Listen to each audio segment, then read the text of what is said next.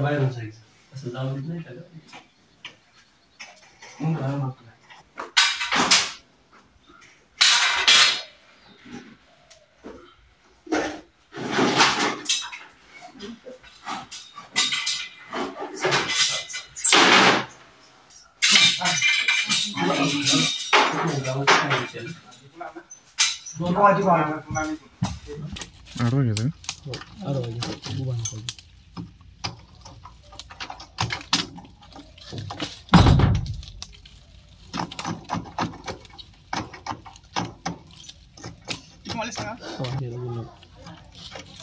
इकडून जायला ती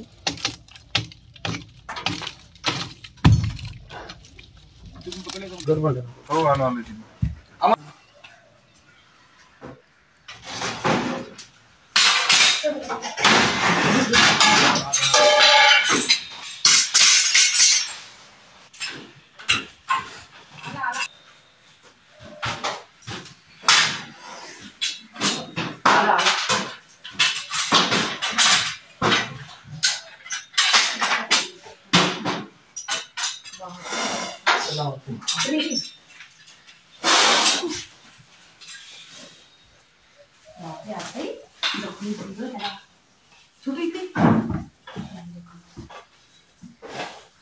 काट टाकलेला आहे का होता साप?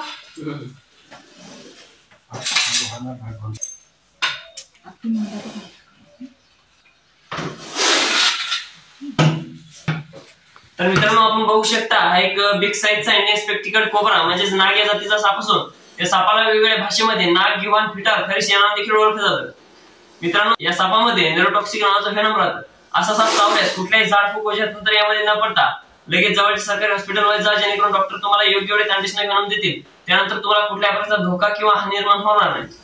तसेच मित्रांनो अशा प्रकारचा साप आपल्या घरामध्ये गोठ्यामध्ये घराच्या आजूबाजूला किंवा गोठ्याच्या आजूबाजूला आढळल्यास लगेच जवळच्या सर्पमित्रांना कॉल करा, जेणेकरून सर्पमित्र लवकरात लवकर येऊन त्या सापाला रेस्क्यू करतील. त्यानंतर तुम्हालाही कुठल्या प्रकारचा धोका किंवा हानी निर्माण होणार नाही आणि सापालाही कुठल्या प्रकारचा धोका किंवा हानी निर्माण होणार नाही. तर चला मित्रांनो बिना टाइम लगेच आपण सापाला इथे पॅक करूया.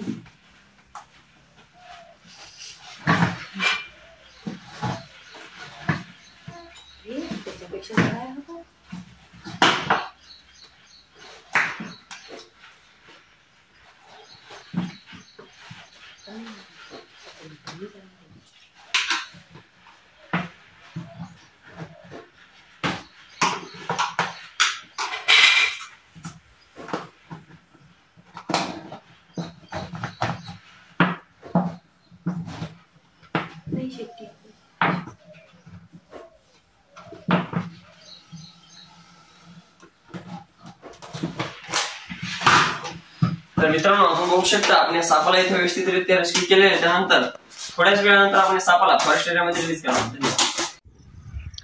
हाय तर चला मित्रांनो सर्वप्रथम आजच्या आपल्या शिवराज खुडके युट्यूब चॅनलवर स्वागत आहे. मित्रांनो आपल्याला एक पवारवाडी येथून एक कॉल आला होता अमोल भैया पवार यांचा आणि आणखी एक दोन कॉल आला होता की बाबा आमच्या घरामध्ये एक साप आढळून आलेला आहे, तुम्ही आणि त्या सापाला रेस्क्यू करून घेऊन जा. मित्रांनो त्वरित आपण त्या ठिकाणी पोहोचलो.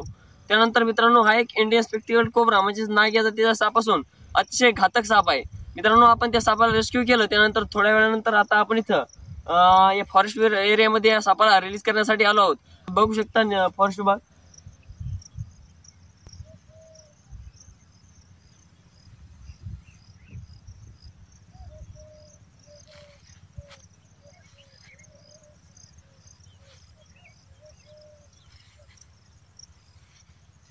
तर चला मित्रांनो लगेच बिना टाइम घालवता आपण या सापाला इथं निसर्गाच्या सानिध्यात रिलीज करणार आहोत.